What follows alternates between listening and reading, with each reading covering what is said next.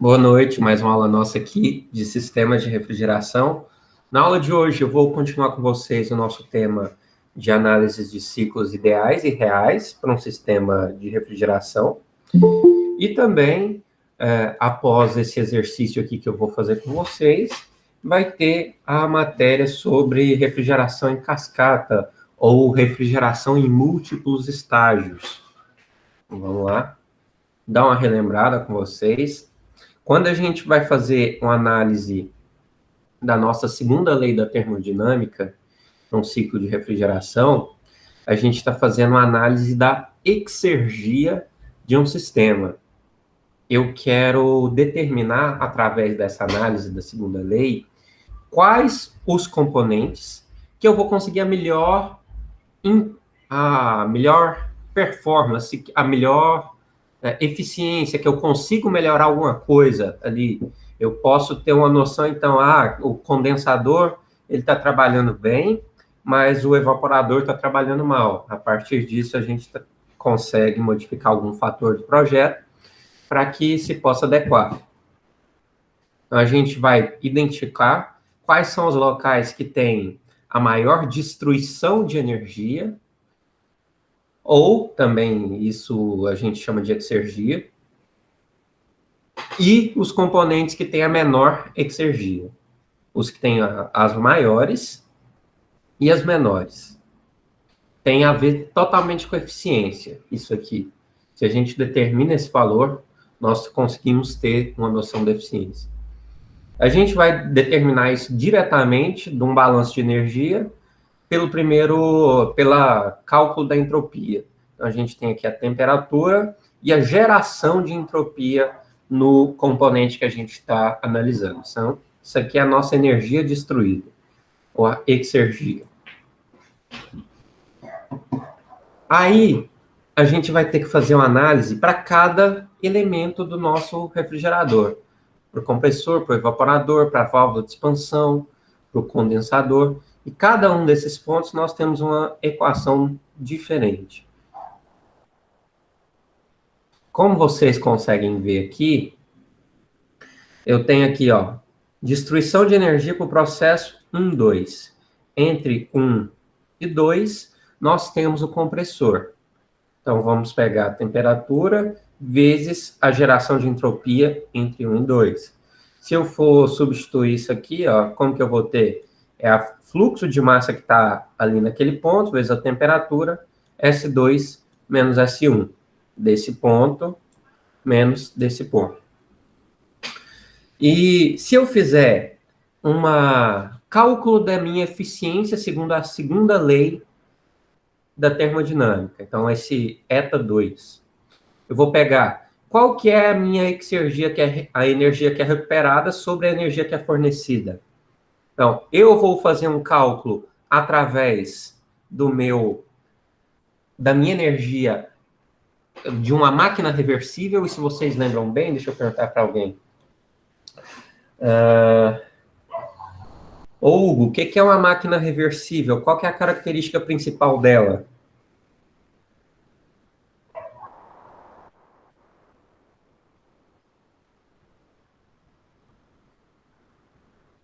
Não? Então tá bom. Então, Matheus Nassif, que chegou primeiro. Você está por aí? Opa, boa noite. Pelo que eu me lembro é que você consegue reverter, né? Tá, o ciclo, por exemplo, tá indo de 1 para 2, 2 para 3, você pode voltar também de 3 para 2, 2 para 1. E qual característica que era bem importante para a gente, que servia para o fator de projeto, por exemplo? O que é interessante desses ciclos reversíveis? Eles são possíveis de ser feitos ou não? Eu acho que são só teóricos, na realidade não funciona não. É, exatamente isso. São ciclos geralmente teóricos daquele máximo que a gente conseguiria atingir em uma máquina térmica. Então, esse valor aqui a gente faz com a estimativa máxima, considerando uma máquina como a máquina de Carnot, que era uma máquina totalmente reversível. Aí nós dividimos. Vinícius, Pode falar. motor Stirling é esse ciclo também ou não? Só Carnot? Não é totalmente reversível, não. Assim, é claro que tem algumas partes que se assemelham à reversibilidade, né? Como, assim, alguns processos lá do motor Stirling são muito bons. Então, eles se assemelham ao ideal. Mas só que, na realidade, nunca a gente vai conseguir algo que seja totalmente reversível, que nem um ciclo de Carnot ideal, que nem existe também. Então, aqui, calculando isso, o que seria o ideal dividido pelo real que entra? A partir desse cálculo, a gente vê qual que é a eficiência segundo a lei da termodinâmica. Substituindo aqui os meus dados, então eu tenho fluxo de massa, H2 menos H1, T0, S2, S1. Aqui embaixo é o trabalho que entra, real. Ou eu posso colocar em termos aqui dessa letrinha grega. A partir disso aqui, ó, tudo isso aqui eu posso escrever como a letrinha grega, ou também escrever dessa seguinte forma. 1 menos a exergia do compressor sobre o trabalho real que entrou. No condensador, a gente já está partindo para outro ponto. O nosso ponto aqui do condensador, a gente está vendo que está entre 2 e entre 3. Por isso, energia destruída, exergia, de 2 a 3. Fazendo nossa substituição aqui dos dados, a gente vai ter nossa temperatura vezes a geração de entropia aqui nesse ponto. Só que nós temos um adicional. Como isso aqui é um trocador de calor, ou condensador é um trocador de calor, nós temos essa porção aqui para ser adicionada, que é o QH, que é o Q quente, sobre TH, que é o T quente, para a gente ter essa mensuração da nossa eficiência. Depois disso, a gente vai calcular segundo a segunda lei, vamos calcular a nossa eficiência, do que a gente conseguiu recuperar de exergia pelo que a gente forneceu, que dá para também substituir em termos aqui das exergias de cada ponto, e no final das contas, se você quiser calcular aqui através do calor quente, das temperaturas, dá certo, ou se você quiser calcular através da energia destruída aqui, também dá certo. Qualquer uma dessas fórmulas aqui a gente pode utilizar. Na válvula de expansão, nós não temos troca de calor. Como vocês conseguem ver, está entre o processo 3 e 4. Se está entre esses processos, nós vamos então calcular aqui o S4 menos S3. Lembrando, o que vai ser? Energia recuperada sobre fornecida. Ou, se a gente vê isso aqui, qual que vai ser a energia recuperada numa válvula de expansão? Nenhuma, porque a gente não recupera energia numa válvula de expansão. É um elemento totalmente irreversível. Com isso, então, nossa eficiência aqui, segundo a segunda lei da termodinâmica, é zero. Se eu calcular isso aqui de outra forma, também, dá a mesma coisa, que dá zero. A eficiência da segunda lei da termodinâmica. Conceito de exergia é a energia que é destruída ali naquele componente. É o que realmente é fornecido de energia e o que a gente realmente aproveita e o que é destruído. É mais ou menos isso que é a nossa definição.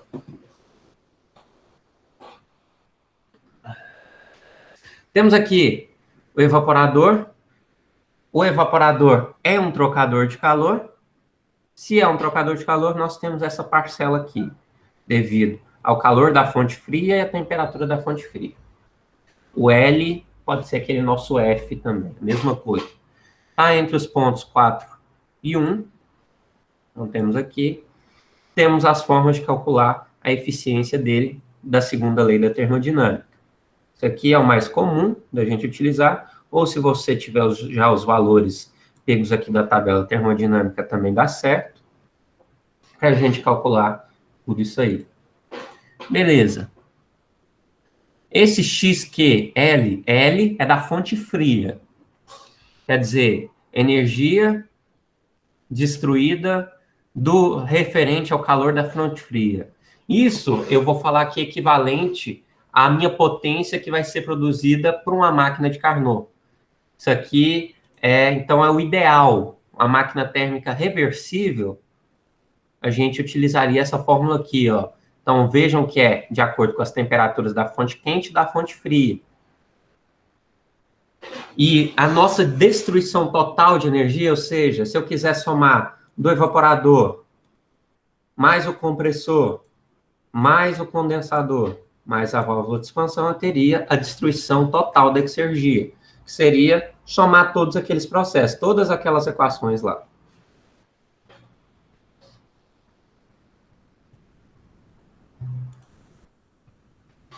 A gente pode mostrar que a destruição de exergia associada num ciclo de refrigeração, que nem esse aqui que a gente está olhando, ele pode ser obtido também através do calor, não, do trabalho que entra, menos aquela estimativa da máquina térmica de Carnot. E nossa eficiência pode ser calculada através disso aqui também. Temos aqui as fórmulas. E se eu quiser o COP também dá para a gente calcular. É só isolar esse COP, colocar aqui o trabalho que entra na parte de baixo, que a gente vai conseguir calcular ele. Lembrando, uma forma bem comum, aqui que eu ainda não falei, então não é lembrando, uma forma bem comum da gente calcular é, eu vou calcular o meu COP da minha máquina normal, dividido pelo COP da minha máquina térmica, só que reversível. Então, eu vou pegar o que eu tenho sobre o que é o ideal. Aí eu vou ter uma porcentagem da minha eficiência da segunda lei da termodinâmica. Então, essa aqui é uma atividade que está lá no livro. Eu não resolvi ela na mão, está só aqui nos slides e está lá no livro também, porque é bem grande. Então, eu preferi deixar aqui. Um ciclo de refrigeração por compressão de vapor utiliza esse refrigerante R134A como fluido de trabalho e é usado para manter um espaço a 13 graus Celsius pela rejeição de calor para o ar ambiente a 27 graus Celsius. O refrigerante entra superaquecido no compressor a 100 kPa e ganha 6,4 graus Celsius a uma taxa de 0,05 kg por segundo. A eficiência isentrópica desse compressor é 85%.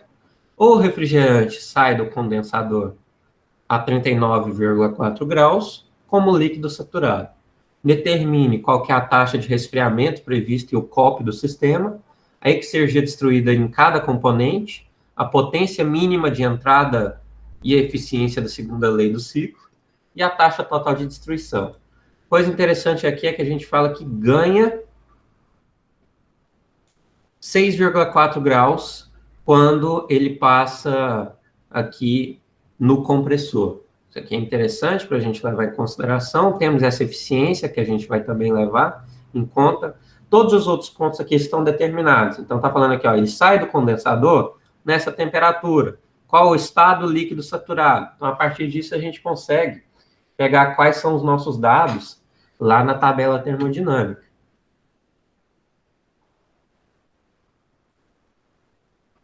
Beleza, vamos lá. A gente vai começar pelo nosso diagrama TS, temperatura e entropia, colocando todos os pontos que a gente sabe.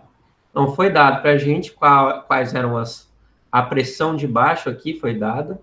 Então, entra superaquecido no compressor a 100 kPa. Então, isso aqui a gente sabe que está entrando aqui ó, no ponto 1 a 100 kPa. Ganha 6,4 graus numa taxa de 0,05 kg por segundo. Beleza. Sai do condensador a 39,4. Então, saindo do condensador, aqui no ponto 3, 39,4 graus. E a partir disso, a gente consegue ter análise dos outros pontos. Peraí.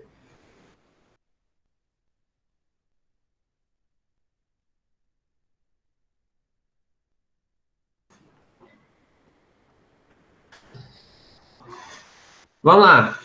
Ponto 1. O que o ponto 1 fala para a gente? Ele está aqui na região de vapor superaquecido. Na região de vapor superaquecido, só que nós temos um dado importante. Falou que ganha 6,4 graus. Para isso, então, eu vou utilizar essa formulação. Eu sei qual que é a pressão ali, 100 kPa, e eu vou adicionar da minha temperatura de saturação, porque aqui, ó, ele estava como vapor saturado. Como ele foi para vapor superaquecido, eu falei, ganhou 6,4 graus, então vou pegar minha temperatura de saturação para esse caso de 100 kPa e vou adicionar esse 6,4. Com isso, aqui eu vou ter a minha temperatura desse ponto 1. A temperatura desse ponto 1, menos 20 graus Celsius. E se a gente tem esses dois pontos, então, eu tenho a pressão e tenho a temperatura. Então, eu vou lá na minha tabela de superaquecimento e vou encontrar tanto a minha entropia como a entalpia. Então, acho esses dois pontos. No ponto 2S, agora, se vocês lembram, quando a gente tem esse S aqui, é quando a gente tem uma eficiência isentrópica envolvida no processo. O ponto 2S é se a gente tivesse um processo ideal isentrópico. Então, de 1 para 2, o S1 e o S2S seriam constantes. Mas só que na realidade não acontece isso. Mas por isso que a gente tem a eficiência do nosso compressor de 85%. Para isso lá, então o que a gente vai utilizar? Vamos utilizar. Qual que é a pressão aqui no ponto 3? Vai ser a nossa pressão de saturação na temperatura que está ali. Porque está falando que é líquido saturado. Se é líquido saturado, vai estar na pressão de saturação. No caso, se a gente for lá na nossa tabela, olhar nessa temperatura, a gente vai achar que a pressão de saturação é 1000 kPa. Nossa pressão P2 vai ser igual à pressão P3. Está na mesma linha de pressão, por isso as duas são iguais, 1000 kPa. E eu tenho aqui também que o meu S2S, desculpa que faltou um Szinho aqui, o S2S vai ser igual ao S1. Os dois são constantes. Dessa forma, a gente consegue ir lá na nossa tabela termodinâmica para determinar a partir desses valores. Eu tenho qual que é a pressão, tenho qual que é o S, a partir disso a gente consegue determinar qual que é esse ponto 2S no vapor superaquecido. Então, tabela de vapor superaquecido, tem isso aí.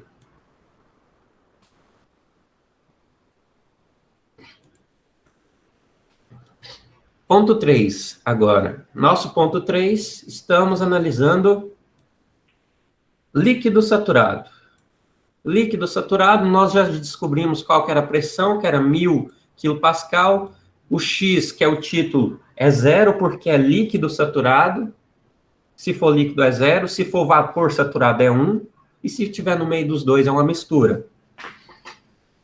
Não existe título se você estiver à esquerda, e não existe título se você estiver à direita. O título só é válido se você estiver dentro desse gráfico, desse nosso diagrama das curvas. Então, eu tenho aqui pressão, eu sei que é líquido saturado, então eu vou lá e olho a característica de líquido para essa pressão na tabela de saturação, o S3 e o H3. No ponto 4, nós temos uma mistura. Olha aqui a mistura. No ponto 4, só que nós temos um dado importantíssimo. Quem me fala, deixa eu perguntar para alguém. Ô, Murilo, você está por aí?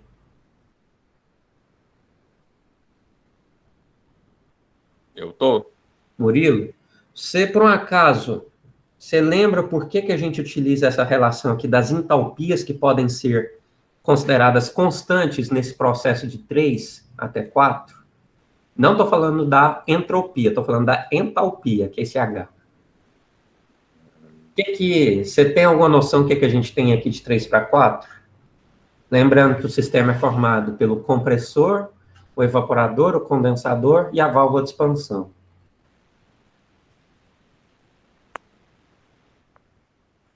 Não estou lembrado, não.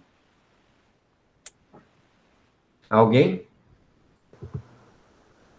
Seria a válvula de expansão. É a válvula de expansão. E a gente considera isso aqui exatamente porque é um efeito de estrangulamento.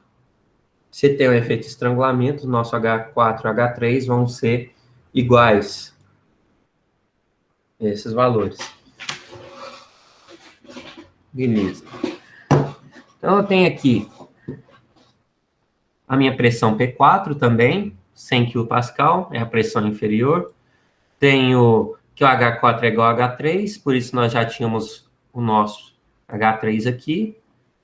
Através desses valores, nós conseguimos encontrar qual que vai ser o nosso S4. Se eu tenho esses dois valores, eu consigo encontrar o S4. Beleza. Então, agora a gente vai lá para o ponto 2. Porque eu calculei o ponto 2S. Falta só o ponto 2, que a gente utiliza a eficiência isentrópica. Só lembrando mesmo, vamos lá. Ô, Tiago, você está aí?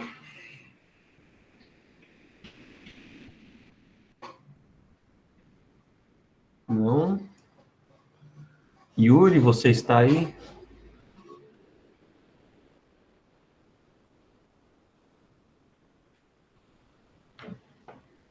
Não. Peraí.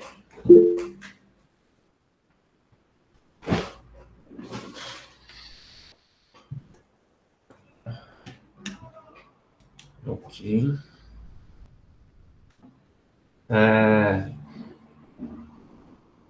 Todo mundo sem microfone, beleza. Todo mundo anota.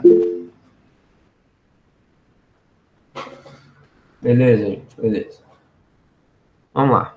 Nossa eficiência isentrópica, aqui, nós temos uma estimativa do que seria o ideal para o que a gente tem.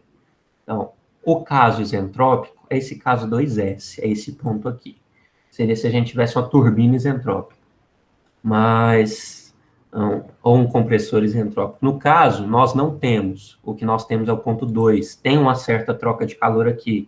E a gente vai mensurar isso tudo através dessa eficiência.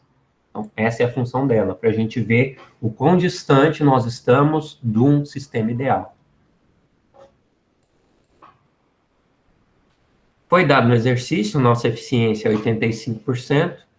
Já calculamos todos esses outros pontos, menos o H2. Então, se a gente isolar o H2, temos aqui o 297,86. Beleza, então temos o H2. Tenho qual que é a pressão 2, porque a pressão 2 vai ser igual a essa pressão 3. Com isso, eu também tenho H2. Se eu tenho esses dois pontos, é simples. Eu vou lá encontrar qual que é o meu valor de S na tabela de vapor superaquecido. Então, eu vou encontrar o valor que se equivala com esse H e vou encontrar esse S.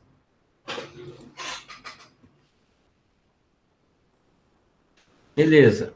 Agora a gente vai determinar qual que é a carga de refrigeração, a taxa do calor rejeitado e a entrada de potência. Cada um deles, ó. Então, nossa carga de refrigeração é o calor frio. É o quanto que a gente retira. É isso aqui, ó. Então, para isso é de 1 até 4. MH1 menos H4. Isso aqui foi dado no exercício, isso aqui a gente achou na tabela, isso aqui a gente achou na tabela. Para isso, então, temos aqui o nosso valor em quilowatts. Depois, nós temos o Q quente. O Q quente é o que é rejeitado aqui nesse ponto. O que está sendo rejeitado nesse ponto, então, está entre H2 e H3. Temos aqui, então, o H2 e H3 nós achamos. Isso aqui está no exercício, beleza. Então, só calculamos mais esse ponto. E a entrada de trabalho, qual que é a entrada de trabalho? É aqui no nosso compressor. Mas essa que é a minha entrada de trabalho entre 1 e 2. Então, calculando esses pontos, nós já temos esses dados. Aqui 2,91 kW. O COP a gente vai calcular agora. Então, o COP vai ser desse refrigerador o Q frio sobre o trabalho que entrou, ou seja, o que a gente queria retirar de trabalho, que a gente conseguiu retirar de calor, desculpa, sobre o trabalho que a gente forneceu, deu 2,26. E tá falando aqui, ó, que pela rejeição do calor para o ar ambiente a 27 graus Celsius. Está falando que o meu calor vai ser rejeitado no ar ambiente a 27 graus Celsius. A nossa temperatura de estado morto, que é aquele T0 que estava escrito lá nas nossas equações, vai ser essa temperatura do ambiente, que a gente está rejeitando nosso calor. A gente vai passar ela para Kelvin, então 27 mais o 273. E agora a gente finalmente vai calcular a destruição de Exergi em cada um. No compressor, então, X12 vai ser essa temperatura, a massa, S2 menos S1. Por isso que a gente pegou esses S's de cada um desses sistemas. Achamos aqui qual que é a destruição de Exergi no compressor. Depois, nós vamos fazer a mesma coisa no condensador, com a fórmula do condensador. Lembrando, isso aqui é a temperatura da fonte quente, TH, temperatura da fonte quente, QH, Q quente. Nós já temos isso. Na válvula de expansão, nós vamos utilizar essa fórmula do T0. Aqui o S4 e S3, nós já vimos isso também. Só substituição de fórmula aqui agora. E no evaporador, por último, nós temos aqui o processo de 4:1, que a gente utiliza. Então, aqui os nossos dados que nós já temos para calcular. Beleza, então calculamos todas as destruições de exergia em todos os componentes. Se a gente quisesse o total, era só somar tudo. O fluxo de energia associado com o calor que é transferido na baixa temperatura, que é esse XQL, vocês lembram que está associado à máquina térmica ideal. A gente vai utilizar aqui o Q frio, nossas temperaturas. Com isso, a gente acha qual que é esse fluxo de energia, esse 1017 kW. E a eficiência, segundo a segunda lei, como que é? Esse XQL sobre o nosso trabalho que entra. Com isso, eu vou ter uma mensuração. A minha máquina está 34,9% do que ela poderia ser idealmente. Geralmente, isso aí não é muito bom, não. Isso aqui está um valor baixo. Quanto mais alto isso aqui, melhor, porque o mais próximo do ideal você vai estar. E se você quisesse calcular também através desse produto aqui, ó, do COP da refrigeração real dividido pelo COP da refrigeração ideal, a gente teria aqui, através da substituição dessas fórmulas, esse valor de COP. Substituindo, você encontrar o mesmo valor. Então, você poderia fazer tanto por esse método, quanto por esse, daria a mesma coisa. A destruição de energia total vai ser a diferença da energia que é fornecida, a entrada da potência e a energia recuperada. Então, o que entra menos o que foi recuperado, a gente encontra a destruição total. Ou, se você pode ser determinada através da soma de todos os componentes. Se a gente somasse todos, daria a mesma coisa. Então, são formas diversas da gente chegar no mesmo resultado. O que a gente viu aqui? Se a gente dá uma olhada. A nossa válvula de expansão é de 3:4. É esse fator aqui de 0,67. Se a gente analisar isso, quer dizer que ela foi responsável por 35,4% da irreversibilidade do nosso ciclo, se a gente fizesse uma proporção ali. Porque quanto maior a destruição de energia, mais irreversível vai ser o meu elemento. Então, a gente sabe que a válvula de expansão é o elemento mais irreversível. Se a gente conseguisse substituir nossa válvula de expansão por uma turbina, isso ia diminuir nossa irreversibilidade.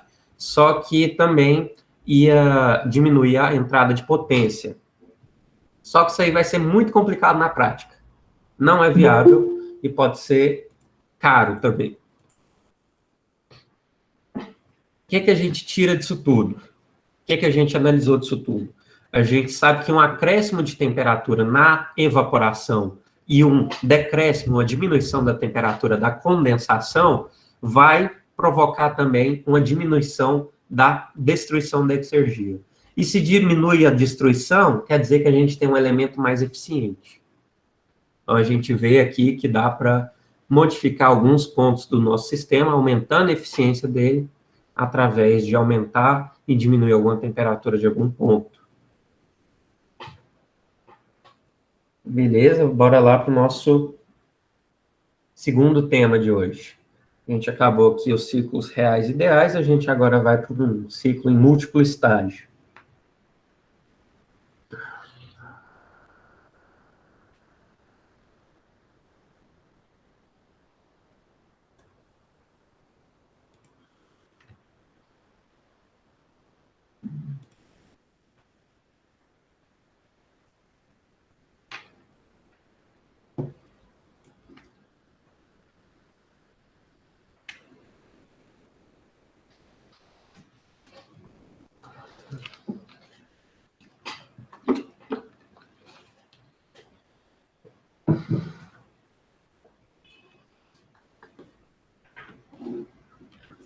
Ok, então vamos lá, sistema de múltiplos estágios de absorção. Absorção a gente não vai falar hoje não, vai falar na aula que vem. Então já estamos aqui no tema 2, segundo tópico da nossa matéria. Nossa prova vai ser depois do tema 3. Então se a gente vai fechar a nossa primeira parte semana que vem. Semana que vem eu acabo de passar para vocês, e na outra a gente já tem uma prova. Aqui, qual que é o nosso princípio de aplicação desse nosso sistema em múltiplo estágio? O que ele serve? A gente precisa, às vezes, de algumas temperaturas que sejam mais moderadamente baixas. E, por um acaso, a gente pode ter um intervalo de temperatura ali do nosso evaporador com o condensador, pode ser muito grande. Se eu tiver um intervalo de temperatura muito grande, isso vai gerar um trabalho muito grande, muito complexo para a gente resolver, que não seja muito prático. Para isso, a gente vai utilizar de mais sistemas. Um sistema comunicando com o outro, para que a gente consiga diminuir essa faixa de temperatura.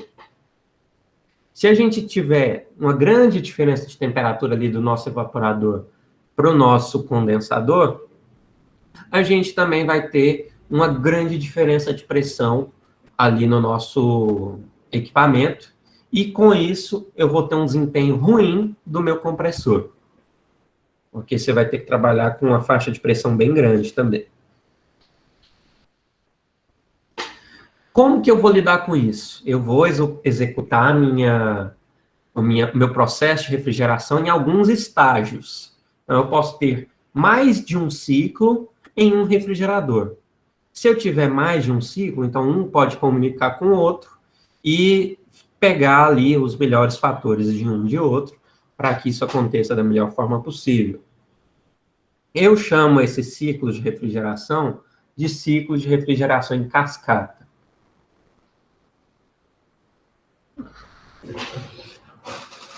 Beleza. Eu vou chamar o meu sistema em cascata em 2 estágios. Então, quer dizer que tem um estágio que é um superior e um estágio inferior. eu tenho um estágio de alta pressão e um estágio de baixa pressão. Os dois se comunicam entre si. Nesses sistemas, que um mesmo refrigerante vai passar tanto pelo de alta quanto pelo de baixa pressão, eu vou ter uns valores muito altos de pressão e o volume específico que vai me gerar algum problema lá no meu refrigerador. Isso é um exemplo quando a gente tem uma temperatura do condensador menos a temperatura do evaporador seja maior que 100 graus Celsius. Se a diferença entre os dois for maior que isso, a gente tem isso aqui, ó. Se a escolha for de um fluido com alto ponto de ebulição, quando a gente está pensando em alto ponto de ebulição, você pode estar pensando em valores assim, de água, mas não é isso. A gente está trabalhando aqui com refrigerantes. Então, vejam aqui, ó, o nosso refrigerante para amônia. Peraí, gente, o vizinho aqui tá louco. Gritou tanto que eu nem entendi.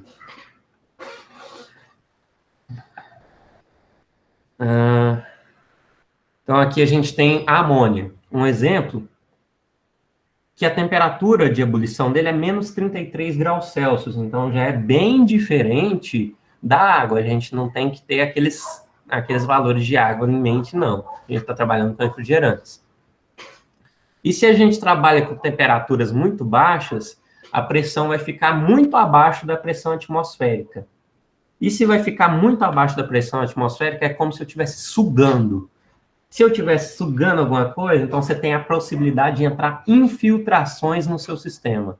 Você está puxando alguma coisa de fora. Então, se tiver alguma passagem, por exemplo, você pode estar pegando algo do seu sistema, infiltração de água, de umidade, ou de gases que não sejam os desejados. Por isso, a gente tem que evitar isso.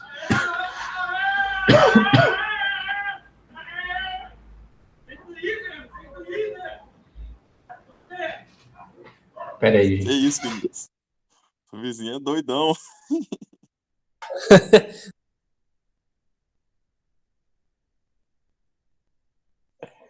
Daqui a pouco sai nos tapas. Cuidado.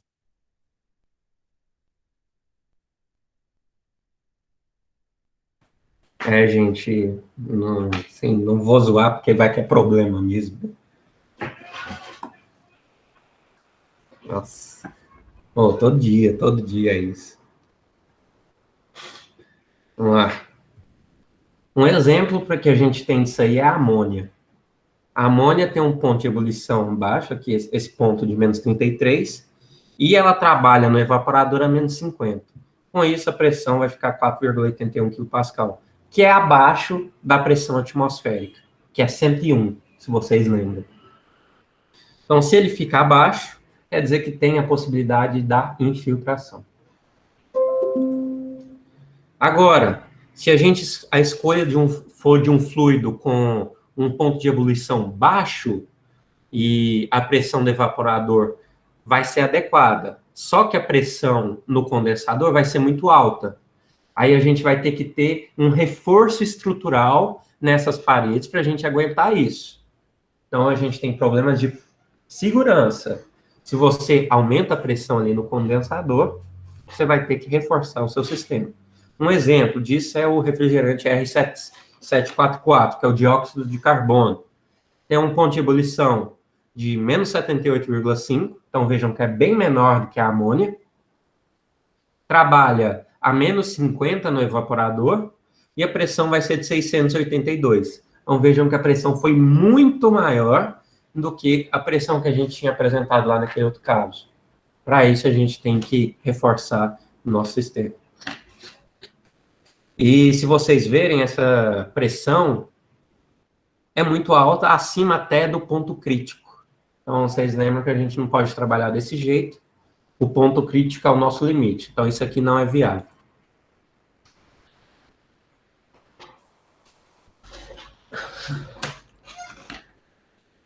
Quando a gente tem uma temperatura de evaporação que é muito baixa, o evaporador é aquilo que fica dentro do refrigerador mesmo. O nosso volume específico do refrigerante vai ser elevado. o que vai precisar de um compressor com a capacidade elevada. Então, quanto menor essa temperatura, maior a capacidade do compressor. E para a gente evitar isso, a gente faz uma repartição do nosso ciclo de refrigeração em duas etapas. Então, a gente pega fluidos independentes com pontos de ebulição independentes e eles vão se comunicar entre si, entre a zona de baixa e a zona de alta pressão. Então, nós temos aqui um exemplo, ó, 3 compressores, aqui é mais estágios, cada um deles trabalhando com alguma coisa para que o nosso sistema funcione. Esse ciclo cascata, a definição dele é um ciclo de refrigeração de compressão que vai trocar calor do evaporador do ciclo de maior pressão com o condensador do ciclo de menor pressão. Quer dizer, enquanto um está rejeitando calor, o outro está absorvendo calor desse elemento que estava sendo rejeitado. É como se eu estivesse dando um turbo. Se aqui, ó, nesse meu sistema, é onde eu estou rejeitando calor, então o calor está indo para lá, o de cima, ele está absorvendo. E através disso, a gente consegue ter uma eficiência maior onde que a gente está analisando em um desses pontos. Então, a gente vai conseguir ter uma temperatura menor, porque eu tenho um outro sistema funcionando aqui na minha rejeição de calor e na minha absorção de calor do outro ciclo. São 2 ciclos juntos aqui que a gente utiliza para isso. A gente pode utilizar tanto refrigerante igual, quanto refrigerante diferente. A gente pode utilizar mais de um estágio para isso acontecer, então 3, 4, 5 estágios, mas o mais comum são 2, porque vai ficando muito complexo se você vai utilizando mais estágios. E também a aplicação desses ciclos aqui é em quê? Liquefação de vapor de petróleo, liquefação de gases industriais, fabricação de gelo seco, congelamento de baixíssima temperatura. Agora eu vou perguntar para o Vinícius Silveira, tá aí? Opa, tô aqui. Eu estou falando aqui que a gente tem uma aplicação industrial disso de temperaturas muito baixas. Por que você acha que a gente utiliza esse tipo de ciclo para essas temperaturas muito baixas? Porque ele vai ser mais eficiente, será? Também. Mas, no ponto de vista mais físico do processo, o que é que ele tem de diferente do tradicional? Vai. Não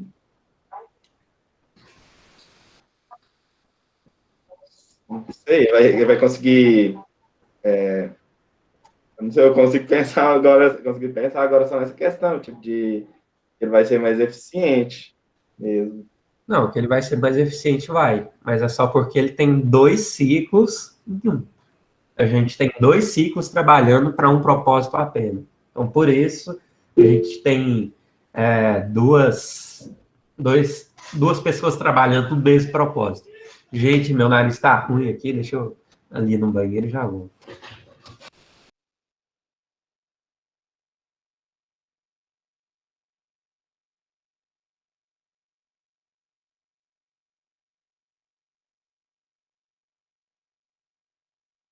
Deve ser a poeira espacial.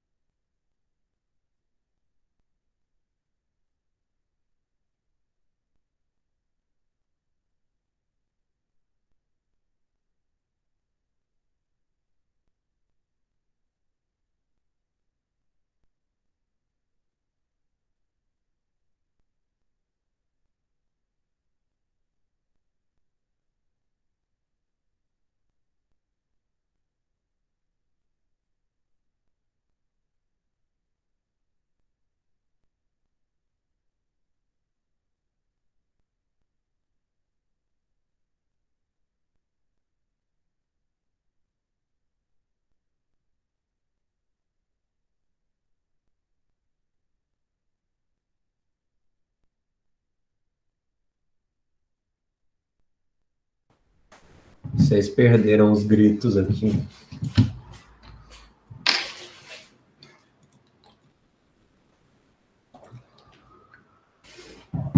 Você que gritou com ele, Vinícius? Não, foi não. Eu não vou discutir, não. Discutir com o ignorante, ele pode rebaixar o nível dele e te vencer pela experiência. Bora lá. Então, temos aqui o nosso sistema em cascata. 2 ciclos atuando juntos. Quer dizer que no condensador de um vai ser o evaporador de outro. Enquanto um está rejeitando calor, então esse ciclo de baixo está rejeitando calor, e o outro está absorvendo calor através do evaporador.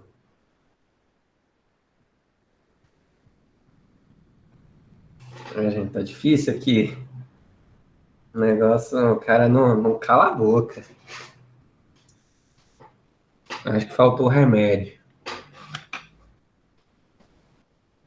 Mas esse é o nosso princípio. Enfim, nosso princípio da troca de calor vai ser... Nossa, mas que coisa. Esse cara tá realmente insuportável. Deixa eu tentar bloquear a janela ali mais um pouco. O que fala, Vinícius, que não deu pra entender? Eu não sei, eu acho que ele tá jogando videogame, ele tá xingando uns caras lá, tá falando o nome de alguém, falando assim, dá e-mail, sei lá o quê. Deve estar perdendo o FIFA. Deve ser. Deixa eu tentar fechar mais um pouco aqui.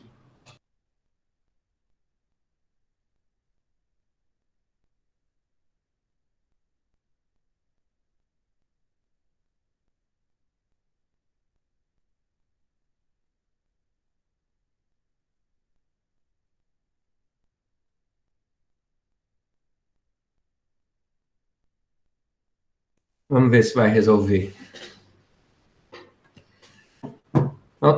Vou começar novamente. Aqui eu tenho 2 ciclos, enquanto um vai ter um condensador, o outro vai ter um evaporador, os dois juntos. O condensador está rejeitando calor. O evaporador está absorvendo esse calor que está sendo rejeitado.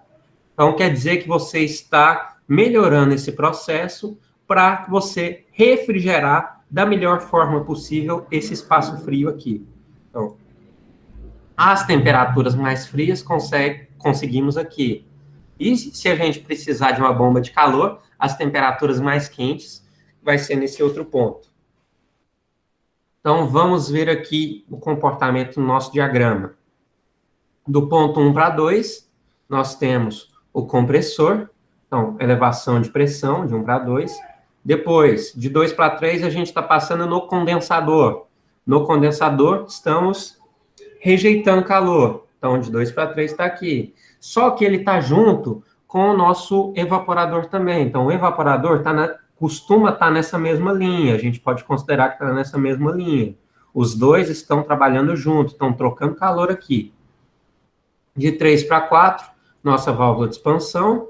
De 4 para 1, nosso evaporador, onde que a gente realmente quer retirar a energia, retirar o calor do espaço para ser refrigerado.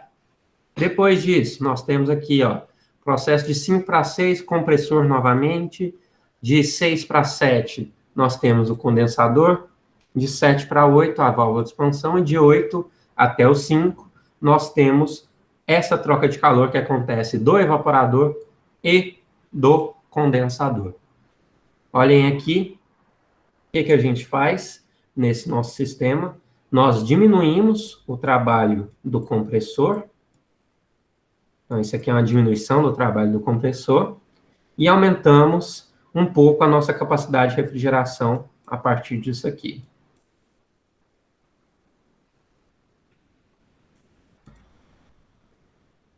Quais são as vantagens principais do nosso sistema?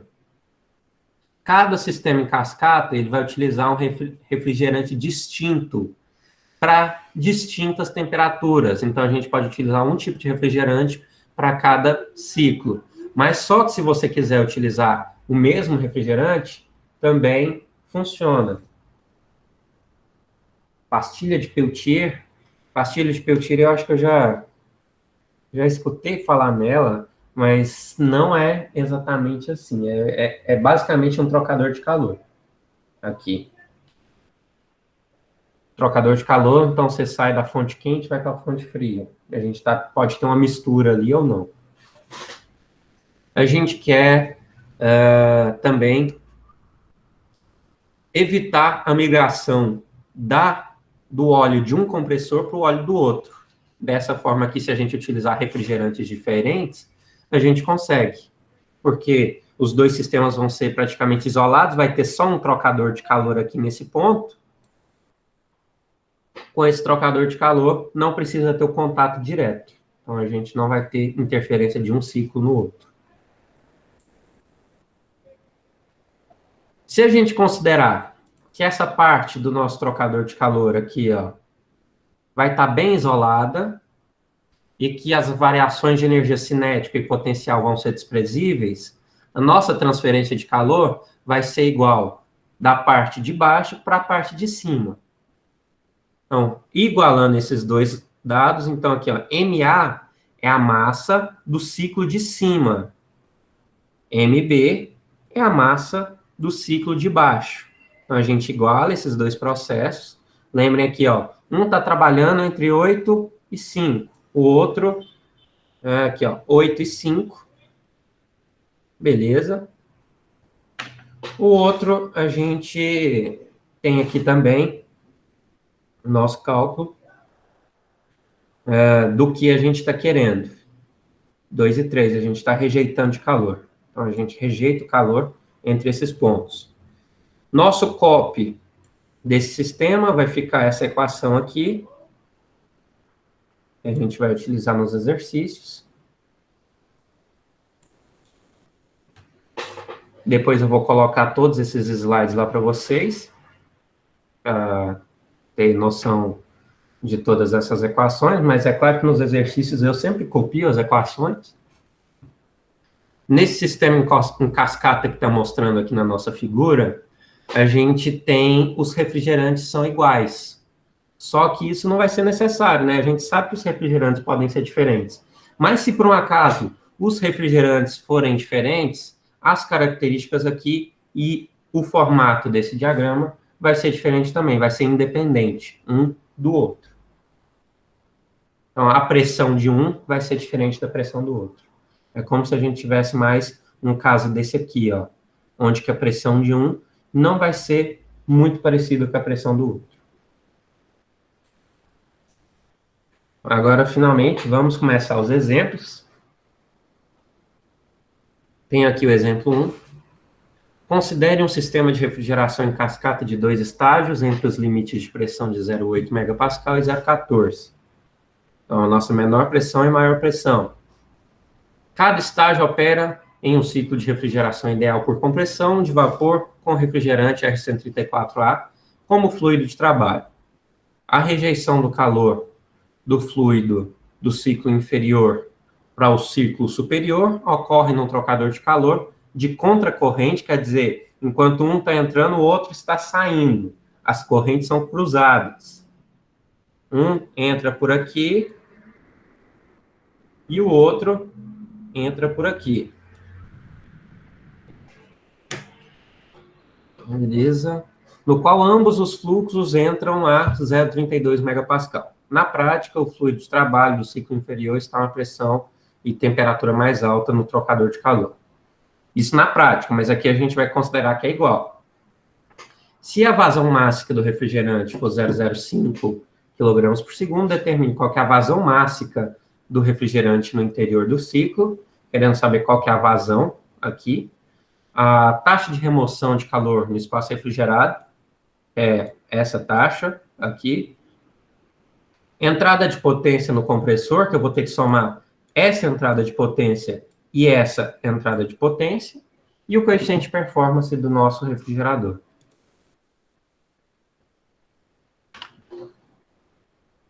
Agora deixa eu colocar lá para vocês.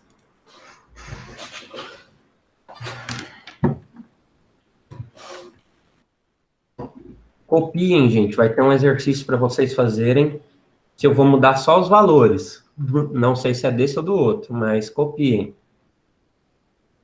Ou prestem atenção, porque o outro vai ser parecido, aí dá para você copiar no outro e prestar atenção em um, não sei. Tentem ver o que é o melhor, porque vai ter um exercício bem parecido.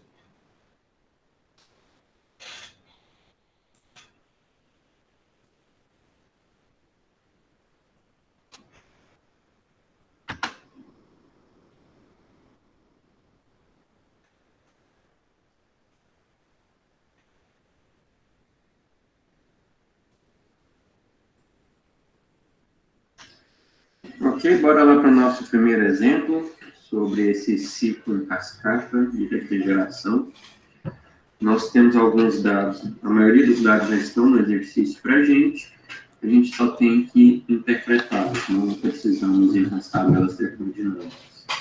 O ciclo aqui eu vou deixar desenhado para que a gente tenha uma noção de que pontos que a gente está pegando, esse diagrama PS.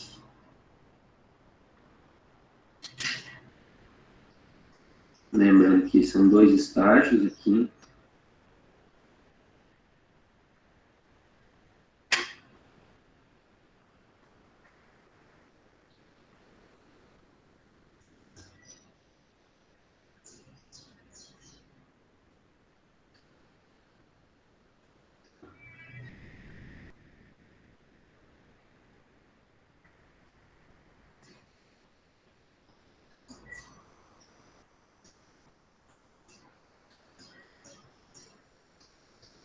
Então, tá aqui os 2 estágios. Cada ponto desse aqui é o nosso interesse e a gente vai fazer a nossa interpretação. Aqui é o ponto 1, ponto 2, ponto 3, ponto 4. Depois nós temos o ponto 5, ponto 6, o 7 e o 8. O interessante foi falando que no trocador de calor, a corrente era cruzada. Então, enquanto um entra pela direita, o outro entra pela esquerda. Os dois não entram juntos. Isso é importante na hora da gente montar nossas equações. Beleza. O nosso sistema A é esse, o nosso sistema B é esse aqui de baixo. Quais são os dados que foram dados para a gente? Foram todas as entalpias. H1, 279,16. H2, 255,93. H3 foi 55,16.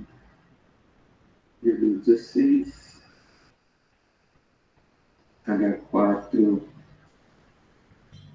foi 55,16 também.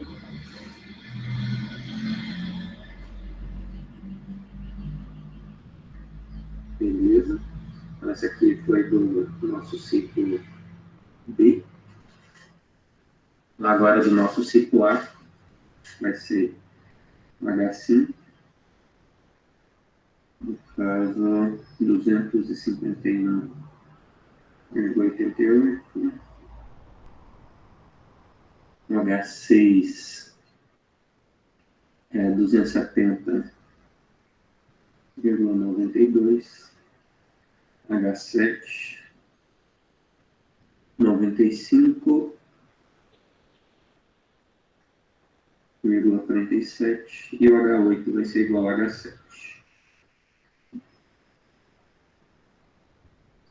Que a gente considera que numa válvula que tem estrangulamento é um processo isentálpico. Por isso que H3 e H4 são iguais e H7 e H8 são iguais também. Isso aqui era do nosso ciclo B, esse aqui do A.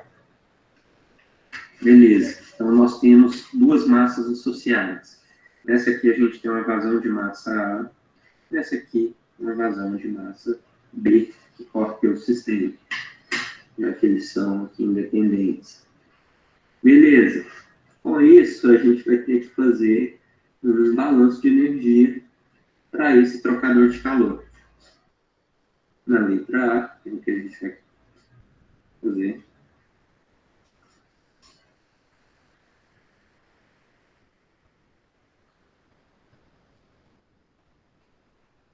Para o trocador de calor que está aqui nesse meio, onde que os dois estão trocando calor.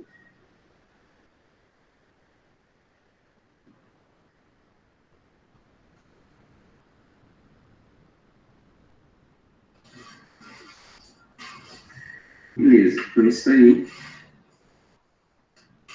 a gente vai fazer então, a energia que entra vai ser igual à energia que sai do nosso sistema em regime permanente. Lembrando que sempre regime permanente. O que entra é igual à energia que sai. A partir disso, a gente vai ver o que entra e o que sai. Se o nosso trocador de calor está aqui, ó, nesse ponto, esse aqui é o nosso trocador de calor. Nós temos aqui o que está entrando. No caso, se eu fizer a conta aqui, eu tenho o ponto 5. Na verdade, é o que está saindo. O que está entrando é o meu ponto 2. E, ó, 2 está entrando, 3 está saindo. Depois, 8 está entrando, 5 está saindo. Já que é cruzado. Então, vem aqui, ó, de 1, 2, entra. Depois sai em 3.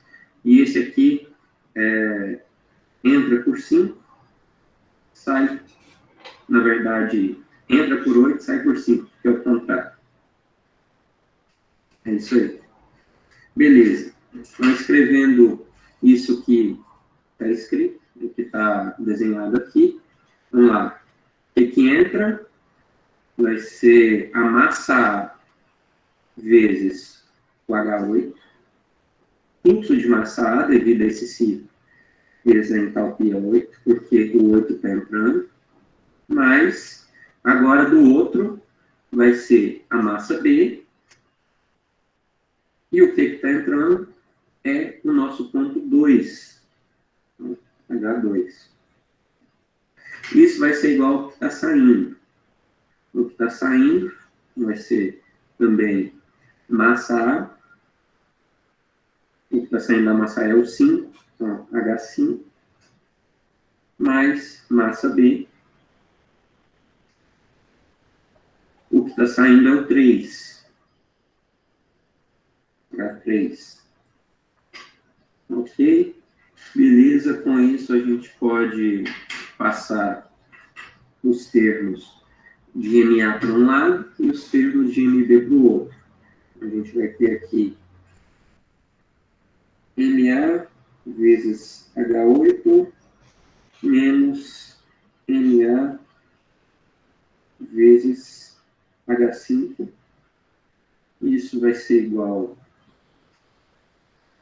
a MB vezes H3 menos MB vezes H2.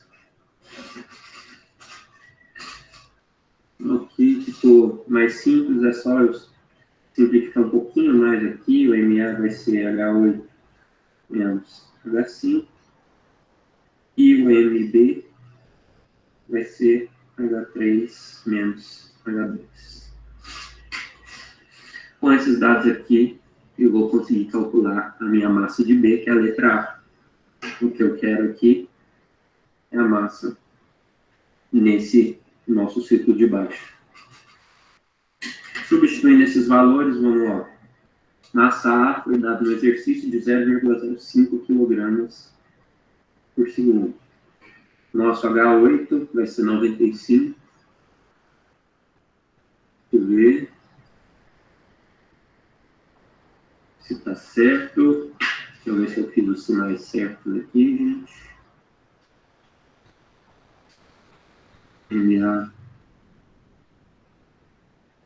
8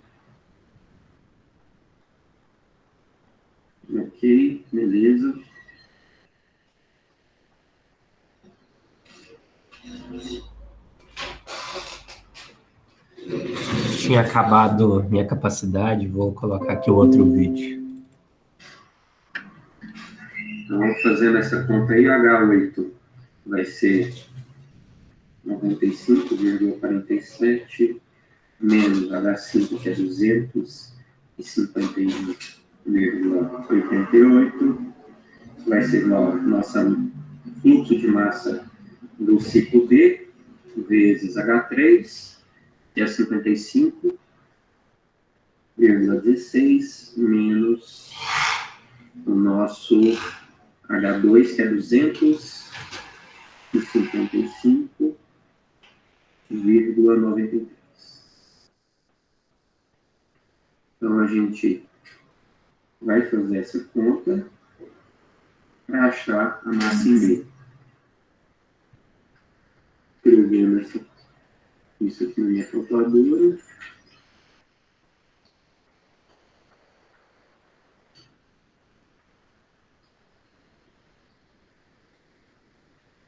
Eu vou ter aqui um valor de 3,9 vezes 10 a menos 2, ou, se eu passar aqui para unidade, 3,9 quilogramas por segundo.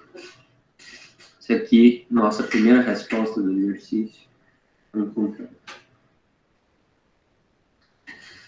Agora a gente tem que determinar qual que é o nosso trabalho que entra. E depois a gente vai determinar o FOP. Então, para isso, eu já vou calcular o calor frio, o calor que a gente retira do ambiente. E vou calcular também o nosso trabalho aqui, letra B. Beleza. E a gente vai considerar primeiro o calor frio, que é que nós queremos. Vai ser, vamos lá. No caso, eu estou querendo o calor frio de baixo do estágio anterior, de inferior, do evaporador de baixo. Então, eu quero saber esse ponto aqui, ó, de 1 até 4. De 1 até 4 é onde que eu vou ter essa minha taxa aqui de remoção do calor. Para isso, eu vou ter MB, que é a massa desse meu estágio aqui de baixo, e também esses valores aqui de 1 até 4. Então, H1 menos H4. E beleza, fizemos isso. Agora a gente substitui os valores. 0,039 vezes o H1, que é 239,16, menos o H4, que é 55,16. Fazendo essa conta aí,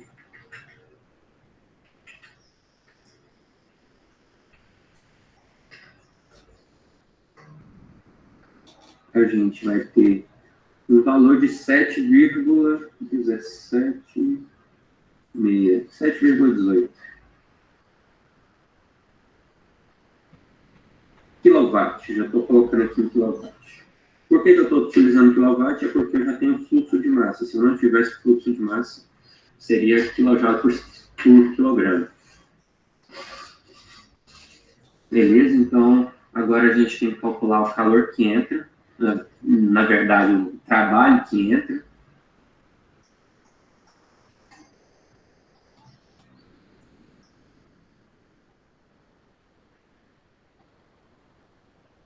Nosso trabalho que entra vai ser 2 trabalhos. Por quê? Eu tenho 2 compressores no meu sistema. Então, eu vou ter que somar de um compressor com outro compressor. E se vocês lembram bem, meu compressor está localizado nesse ponto, aqui entre 1 e 2, e o meu outro compressor está aqui entre 5 e 6. Para isso, a gente vai somar esses 2 componentes. Tanto o trabalho do compressor A, que entra, mais o trabalho do compressor B,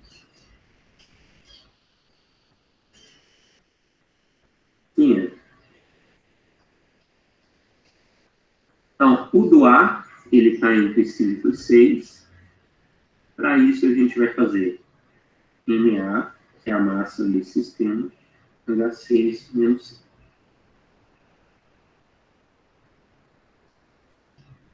Depois, a gente vai pegar o do B, entre 1 e 2, a gente vai fazer a massa B, H2 menos H1. Não estava mostrando, né, gente?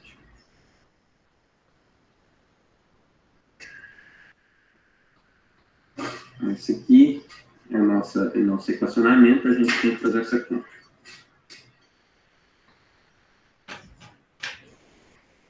Massa, a gente viu que era 0,05. H6, 270,92, menos H5, que é 251,88, mais 0,039, H2, que é 255,93, menos o H1, que é 239,16.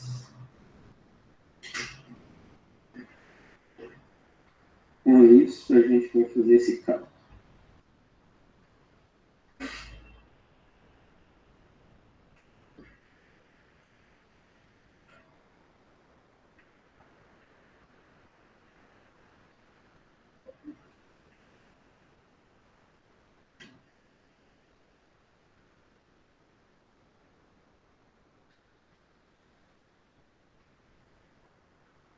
Aqui eu vou ter um resultado de 1,61 kW. Então, esse aqui foi o que eu forneci no meu sistema funcional. Isso aqui foi o que eu consegui retirar. Com isso, a gente calcula o COP, que é o coeficiente de performance, a partir desses dois valores. Se isso aqui foi o que eu tive que dar, isso aqui foi o que eu recebi, vamos ver qual foi a minha, digamos, eficiência.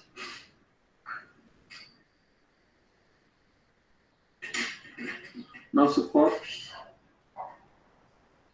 do refrigerador vai ser quanto eu consigo retirar, dividido pelo meu trabalho que eu tive que fornecer. Aqui vai ser 7,18 dividido por 1,61.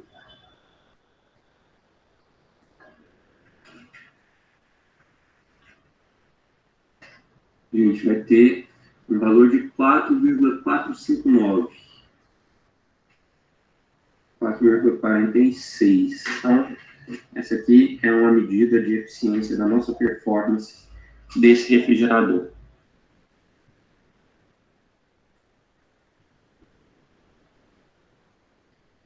Se vocês compararem, a gente já fez um exercício com esses valores aqui, só que era para um estágio apenas, não tinha 2 estágios.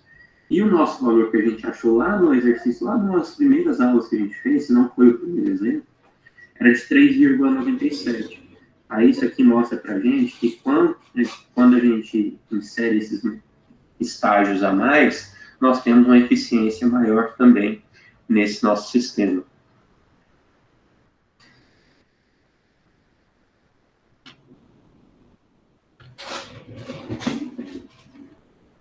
Ok, beleza. Qualquer dúvida aí vocês falem. Eu vou postar para vocês também essas resoluções na semana que vem. Eu tirei foto delas todas. Aí eu já coloco elas todas lá para vocês, se for para olhar dessa forma também. Agora deixa eu ir para o próximo exercício.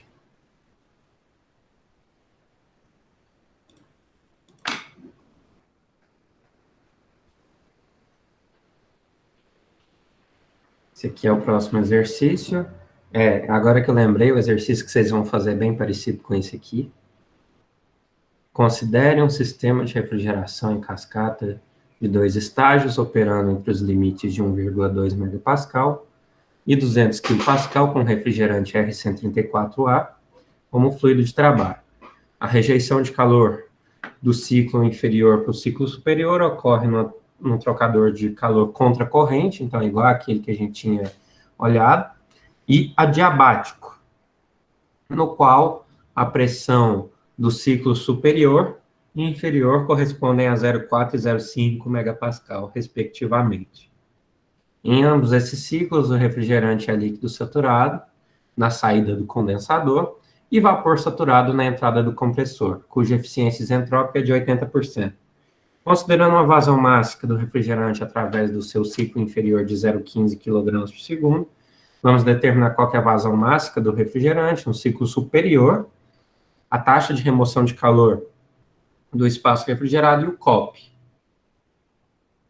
Esses slides ainda não coloquei, mas eu vou colocar os slides, já amanhã eu coloco os slides lá. Só as atividades mesmo que eu deixo só para semana que vem. Esse aqui é o nosso sistema. Aqui todos os nossos dados. A partir disso a gente vai pegar qual que é a massa do ciclo superior, a taxa de remoção de calor do espaço refrigerado e o COP disso aqui inteiro. Depois vocês vão ter um exercício idêntico para fazer. Só com valores diferentes, é claro.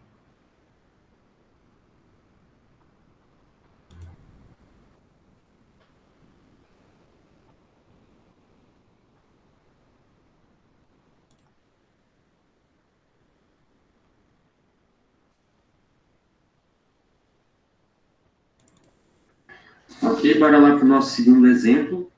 No segundo exemplo, nós temos uma coisinha a mais nesse exercício que está falando para a gente que tem uma eficiência isentrópica no compressor de 80%. Como a gente tem 2 compressores, ou ali de 1 para 2 e depois de 5 para 6, nós temos que calcular as nossas propriedades a partir dessa eficiência.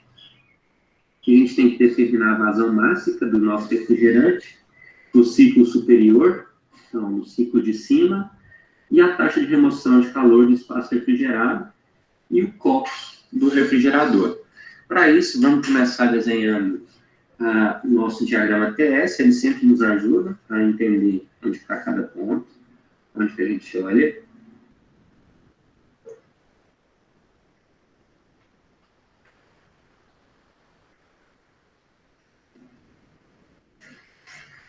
Esse aqui é o nosso diagrama TS.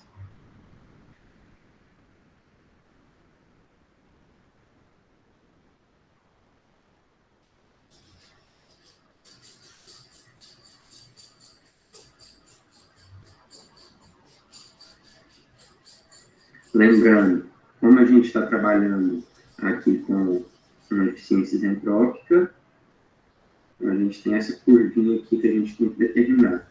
Esse aqui é o caso ideal para a gente. No caso, esse aqui seria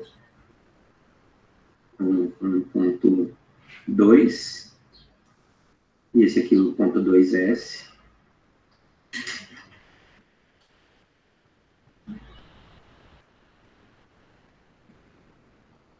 O 2S aqui, o 2 ali. Aqui a gente... E deixa eu desenhar de cima primeiro, aí a gente vai conseguir entender melhor. Em cima, isso.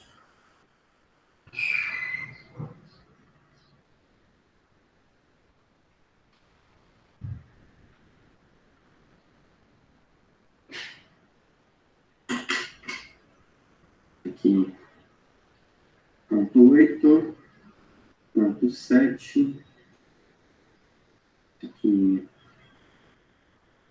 ponto 6, aqui também. Daqui a pouco a gente define o que é cada um. Ponto 1. Esse aqui é o ponto 4. Esse aqui é o ponto 3. Esse é o ciclo de cima. Tá? Esse aqui é o ciclo de baixo que nós temos. Beleza. Para isso, nós temos que definir quais são esses pontos. O nosso ponto aqui ideal, ou seja, se fosse isentrópico, sem nenhuma troca de calor, a gente sairia desse ponto 6 e iria para o ponto 7. Agora, como, na verdade, aqui é 5, gente. Eu escrevi 7 já tem. Perdão. Então, a gente sairia de 6 e iria para 5, porque não tem troca de calor. 6 até 5. Agora, aqui também seria a mesma coisa. Onde que a gente não tem troca de calor, seria desse ponto até esse ponto. Então, os outros os reais, que a gente vai ter que calcular a partir da nossa eficiência. Beleza. Com isso aí, a gente avança.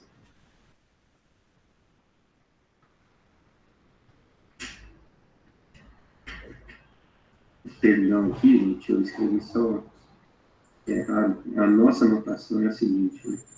Perdão. Isso aqui é isentrópico. Só anotação para ver. Vamos lá. Agora vamos para o primeiro ponto.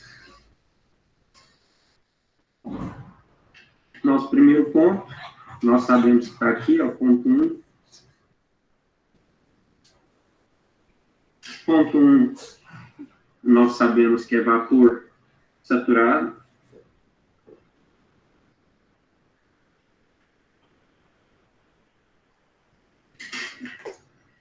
Com isso, a gente vai olhar na tabela de saturação para as propriedades de vapor saturado.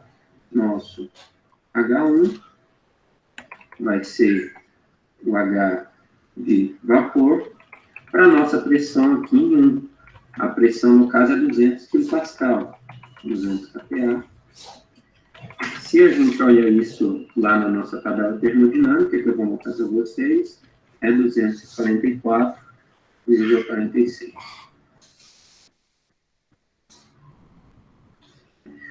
Depois disso, nós pegamos na mesma linha o S1. O S1 vai ser o S de vapor, é esses mesmos 200 kPa. Vai dar 0,9377.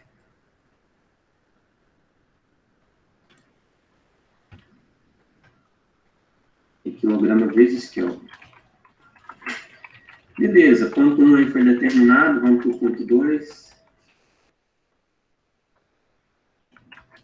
Ponto 2, nós sabemos que é vapor superaquecido. Então, vou determinar o 2S primeiro. 2 e 2S.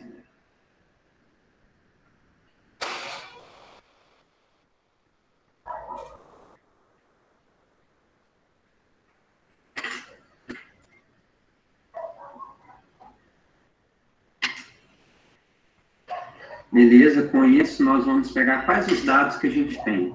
Nós temos que no ponto 2, foi falar para a gente no exercício que a pressão seria de 500 kPa.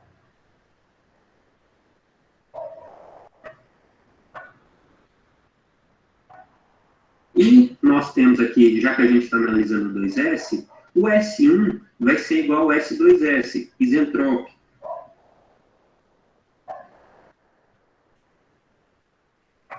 Para isso, a gente vai lá na tabela de superaquecimento, para 500 kPa ou 0,5 MPa, a gente vai encontrar um valor que seja próximo desse aqui, a gente vai achar um bem parecido de 0,9377, e com isso a gente vai pegar o nosso H2S, que vai ser 263,30.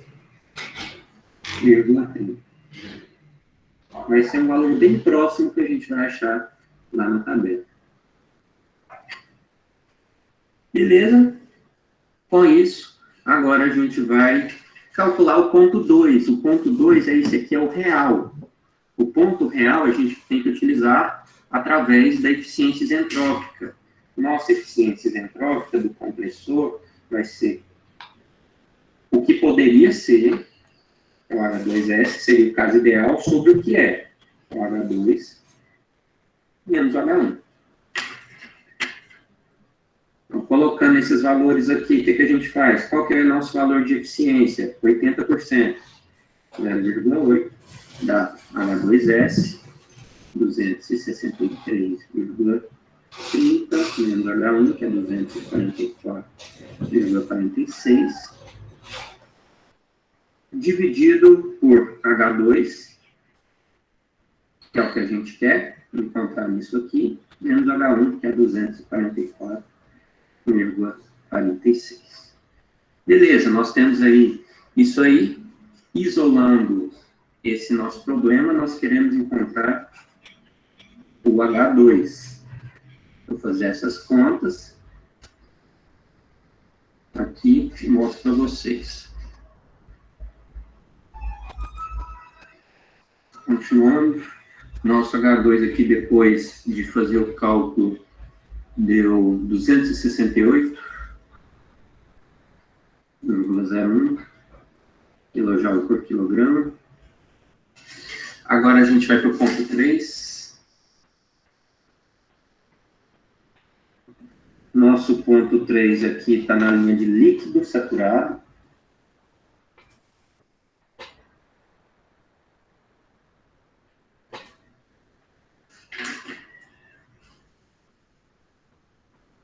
Vamos ver aí o que a gente tem de informação. No ponto 3, nós sabemos qual que é a pressão, é 500 kPa. Então, para isso, a gente vai lá. Nosso H3 é o H de líquido, olhando na tabela de saturação para 500 kPa, dá o valor, se a gente olhar, 73,33.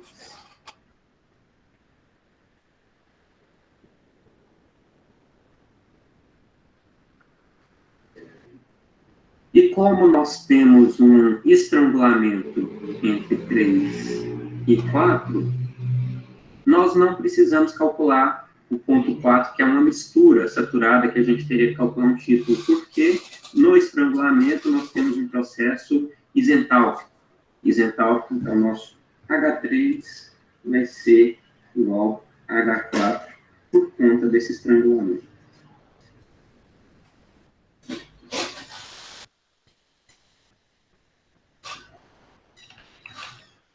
Beleza? Calculamos aí o H4. Agora a gente vai para o H5, quer dizer, o ponto 5. Vou fazer aqui do lado.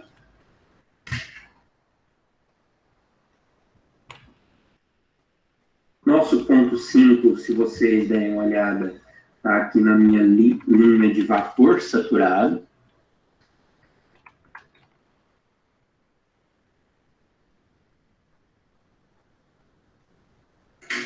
E minha pressão no ponto 5, a gente sabe que é 400 kPa. Então, o meu H5 é o H de vapor a 400 kPa.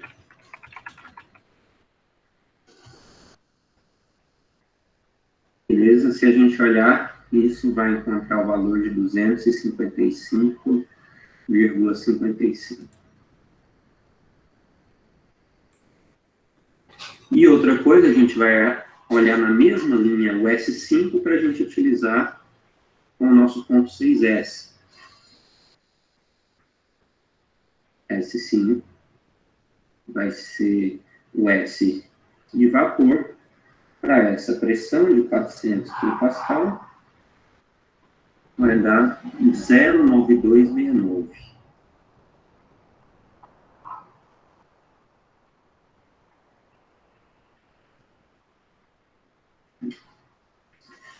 Ok, temos esses pontos. Agora a gente vai para o ponto 6 e para o ponto 6S. A gente vai ter que fazer exatamente como a gente fez aqui.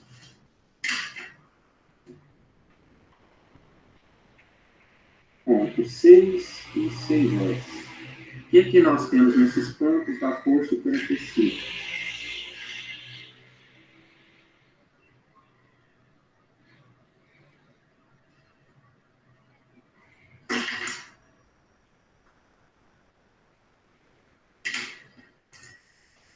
Beleza. Nós sabemos a pressão ali é 1,2 megapascal, P6, 1,2 MPa, e temos que o S6S aqui, vai ser igual o S5. S6S é igual a S5. A partir disso, a gente vai lá na tabela de superaquecimento para pegar no valor de 1,2 megapascal, encontrar o valor que S5 seja mais parecido aqui com 0,9269, vai ter um valor parecido lá, e a gente vai encontrar o H6S de 278,33. Ok, com isso aí a gente vai partir para eficiências entrópicas no compressor, que a gente vai comparar o que seria o ideal, que é o 6S, sobre o que está acontecendo, que é o 6. Então, H6S menos o H5 sobre o H6, que é o que a gente quer, menos o H5. Calculando isso aí, lá nosso H6S, acabamos de achar 278,33, menos o H5, 255,55. Isso tudo dividido por H6, que é o que a gente quer, menos H5, 255,55. Isso vai ser igual à minha eficiência, que é a eficiência do compressor, que foi dado no exercício, de 80%. Dessa forma, a gente acha nosso H6. Deixa eu fazer essa conta aqui.